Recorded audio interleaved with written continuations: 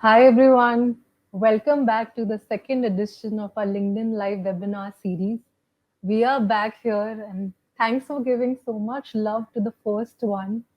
Let me introduce the panel, the esteemed panel here that we have today. We have two-time Salesforce MVP, Mr. Manoj Nambirajan. Welcome to the conversation. Hello, Manoj. Thank you. My pleasure to be here. Also, we have a business solution manager at AlgoWorks, Mr. Manuj Bajaj. Welcome to the conversation, sir. How are you?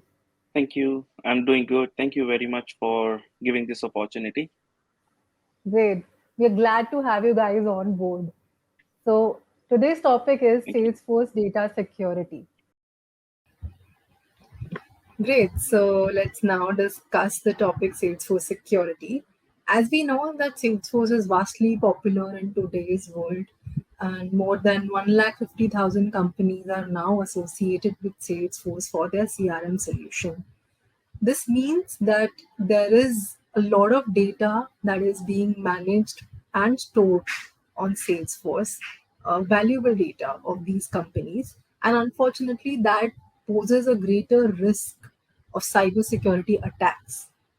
So we know that Salesforce security is very important as such. And the 2021 Verizon Data Breach Investigation Report also highlighted the same that phishing and stolen user credential attacks are on the rise.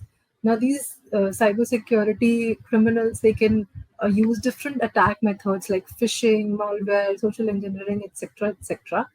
But how do we make sure that we are secure from all of these attacks? Or does Salesforce provide any kind of such security measures that we can take up so that we are not prone to these attacks? We can definitely understand these tactics and adopt some kind of secure behaviors so that we can stay away or safeguard our organizations. So the basic thing we follow when we are talking about the Salesforce security is that there is a triad, the CIA triad, confidentiality, integrity, and availability triad, which is used to guide policies for information security within an organization. Now, what is confidentiality? Confidentiality is that only some people will have access to the information. There is a set of rules that define who has it. Integrity is that there is assurance that the information is trustworthy, it is accurate. Availability is a guarantee of reliable access to information by authorized people only. So, this is the main security objective.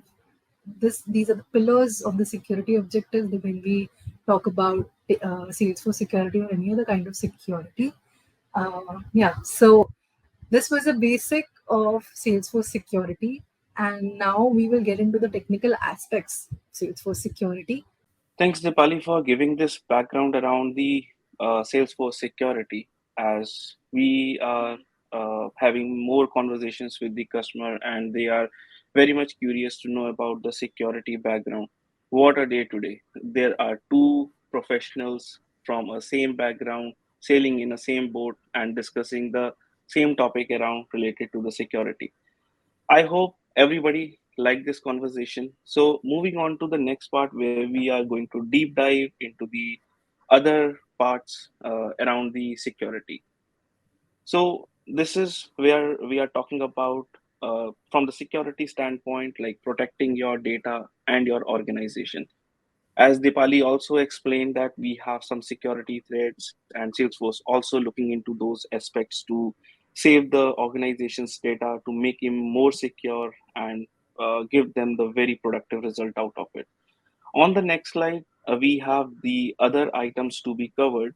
Like when we are talking about the data security, there are multiple things like defense in-depth approach to the security by using the multiple layers into the Salesforce area.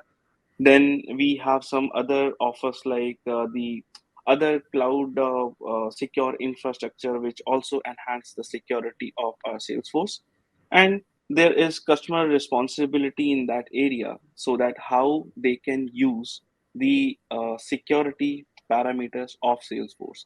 Again, the customer is not only very educated on this, so here we are to spread some education over it that how the customer can use and facilitate the features of the security.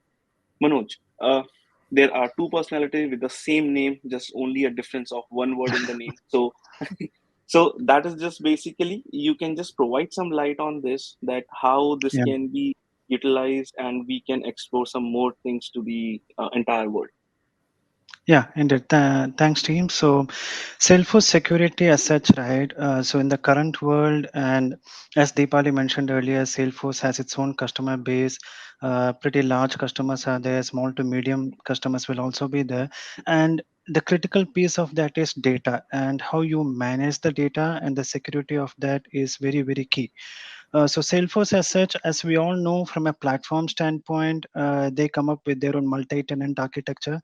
So every customer's data is secured, is a guaranteed thing from Salesforce platform standpoint. But beyond that, as we see in the third point, how we use the data as well as the place where we store the data is of predominant importance. How you manage the data as well. Now these days, I believe a couple of days back, even Salesforce kind of gave announcement about Einstein GPT as well as Sales GPT and all, right, where AML is also going to play a huge role, and Salesforce is becoming a big player on that stream. But ultimately, it is dealing with data. With huge volume of data, you're again trying to massage the data, trying to make use of it, and ultimately, the important question is how secured is your data, and how much qualified, and the quality behind the data is very critical.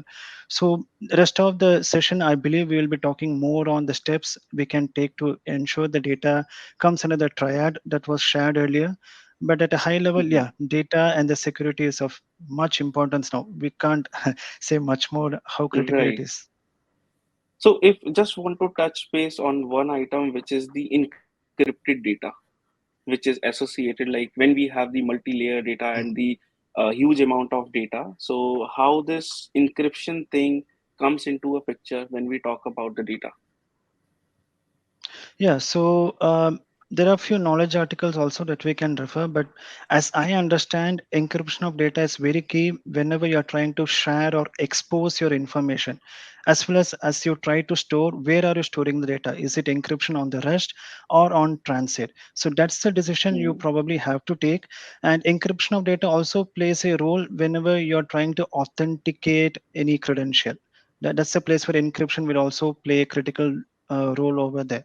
But it's up to the customer. I mean, based on your need, you can take a call how you want to encrypt the data, either on-prem or on transit. Hmm. That's a call, but ensure Oh, you have proper encryption policies in place so that the data doesn't get hacked at the end of the day, because that becomes very critical and it's a blow for every customer whenever any hacking attempt happens. So encryption is very key.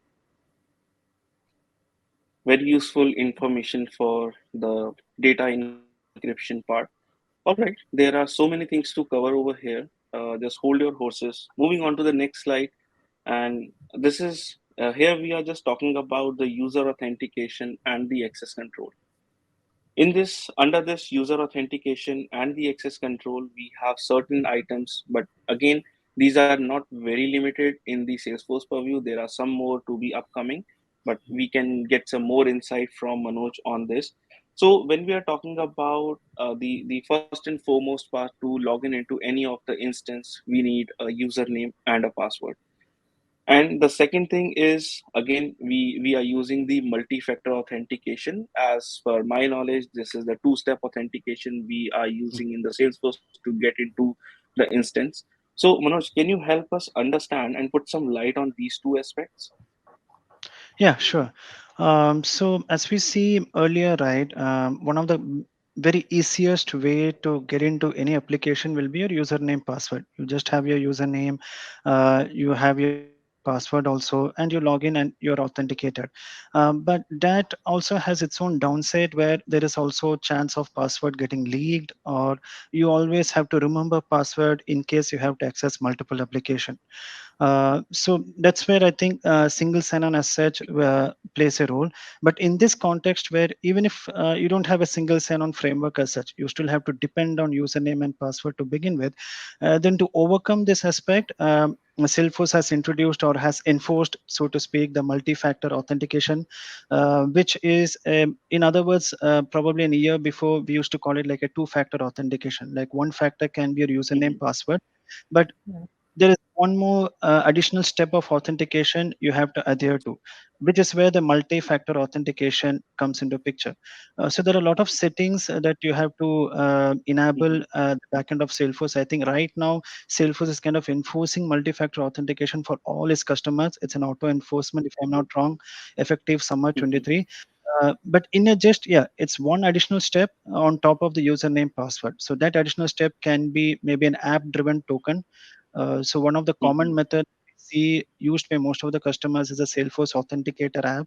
You just have to install from the App Store, connect with your org, and that will generate a token. So every time you get into the instance, the app's token is enough, which plays as your second factor to authenticate.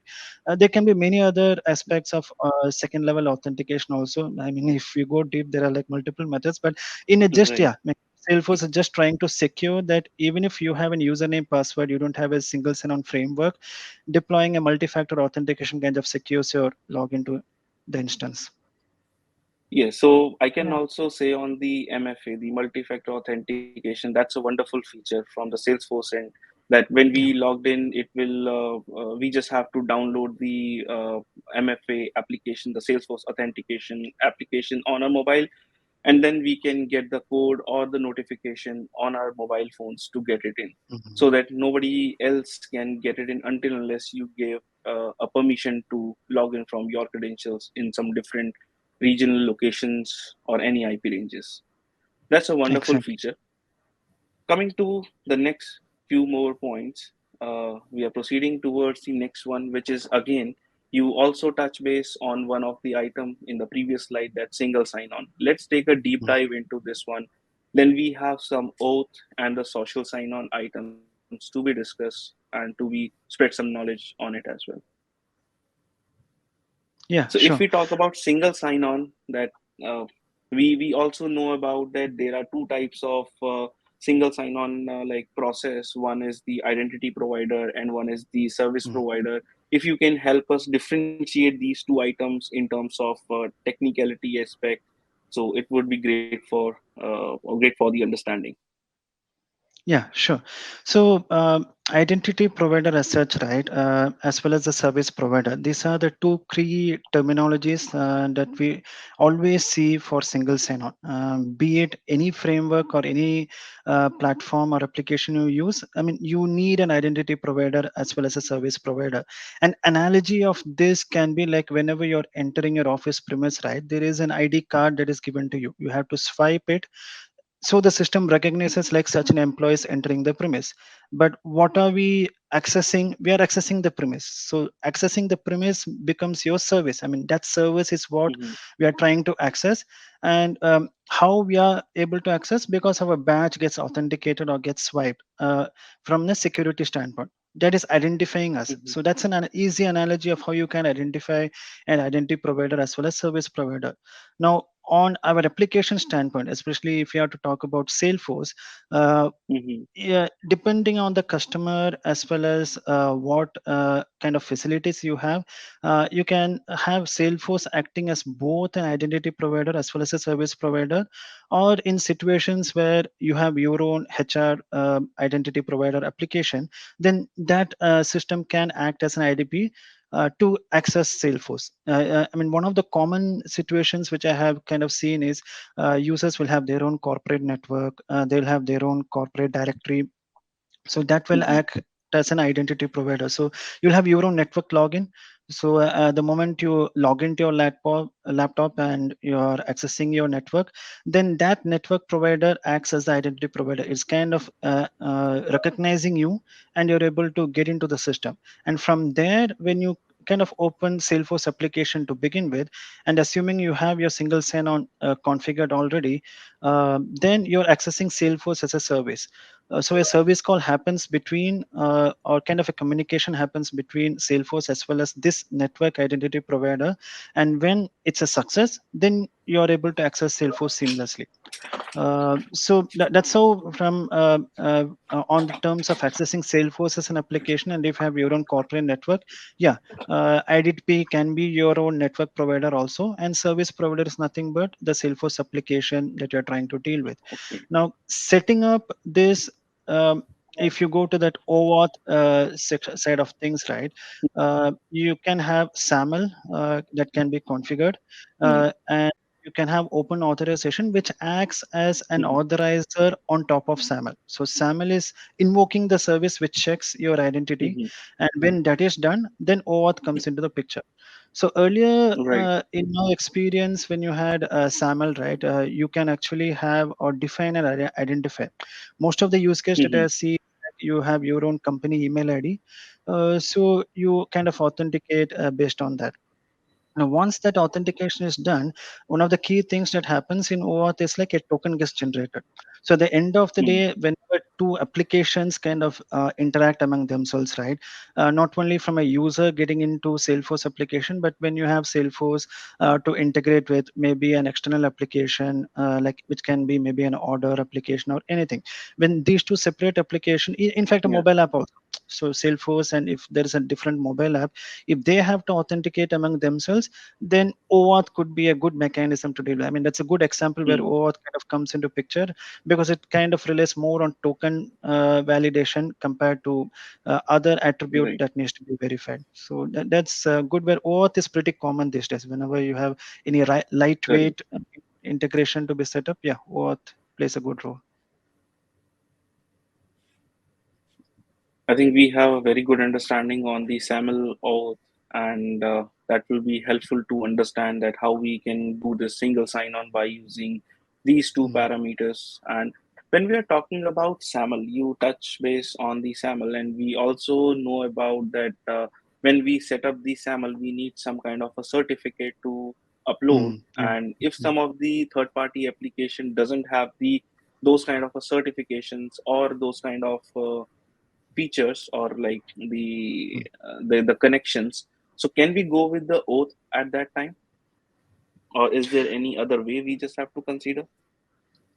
So certificate as such, in case of SAML, certificate is pretty critical, especially when you have, as I understand, yeah, I mean, in situations where your IDP is outside of Salesforce, so they have to authenticate. I mean, recognizing the application, so to speak, you need that certificate to be valid and to be up to date. Mm-hmm. If that is not the case, then SAML assertion will fail. So Mm-hmm. certificate plays a role over there. But on the other hand, when you have OAuth getting defined, and as I have seen where as part of setting up OAuth, most of the implementation steps will need a connected app also to be configured under the setup. So wherein you define which endpoint you have to deal with, you also define what is your connected app in policy to gain access to a secure source. So those places, I seldom see a certificate playing a role over there, but you can also invoke it. I mean, you can also Mm-hmm. invoke an authentication service which also relies on a certificate, because OAuth as such, as I understand, is an authorizer. It authorizes Mm-hmm. a client Correct. to access a resource. Right. So how it recognizes the authorization should be done based on an authentication Mm-hmm. service, which can be SAML, Correct, got it. or it can be OpenID Connect, or anything. I mean, it depends on the authentication service that you have set up. But ultimately, that Mm-hmm. authentication service has to give you a positive signal, and then only the OAuth will release a token, which will then be used for the handshake. Which in a way Correct. also, I think similar OAuth also gets expanded, if I'm not wrong, to the social sign-on Right. also, wherein with the OAuth, maybe you can easily get into the LinkedIn. And I have also seen some customers where with their OAuth and ability to connect to LinkedIn seamlessly, they have also expanded that in generating more lead out of LinkedIn also. I have Right. seen those implementations Right. as well in some customers. Yeah. Okay, so all in all, to bind these two systems, we need the one as the certificate and other is the token. So these are the Hmm, two yeah, major indeed. things we need actually to bind these two different instances with Salesforce and vice versa. Perfect. And if we talk about the social sign-on, it sounds like a single sign-on. Is it something different than the single sign-on when we are talking about the social sign-on? So social sign-on from an experience, yeah, it is a single sign-on experience. It Mm-hmm. depends on how you configure also, like what can be that attribute or an identifier based on which your authentication becomes seamless. So experience as such is a single sign-on mechanism. So you can also, I think if I'm not wrong, under Salesforce, you can also configure like how you want to initiate the social sign-on, and you can seamlessly access other applications while staying within Salesforce. Okay. One of the use case where this kind of comes into picture, especially as I touched upon earlier, is more on lead, right? Because LinkedIn, if you take that as an example, LinkedIn or maybe other social network also, it's nothing but people or contact. People Mm-hmm. having contact information, their email, the profile is there, and some information is there. So from a company standpoint, if we expand this into a sales cycle, right, lead generation will be the place where this social sign-on will be very, very key. uh, so you can probably have some component or such which can embed in your record. Like if you take lead as an example, you can have a component which can embed within that, and through this social sign-on, this embed component can actually list you those details of the contact. You can configure like that. But eventually, yeah, I mean, Mm-hmm. that's one use case that I normally see these days where social sign-on actually plays a role. It's a single sign-on Okay. experience, but in having an OAuth, probably a flavor on top of that. Yeah. Hmm. Very good insight about the social sign-on as well. All right, as we covered most of the technical part around the single sign-on, auth, and social sign-on, let's move on to some other parts to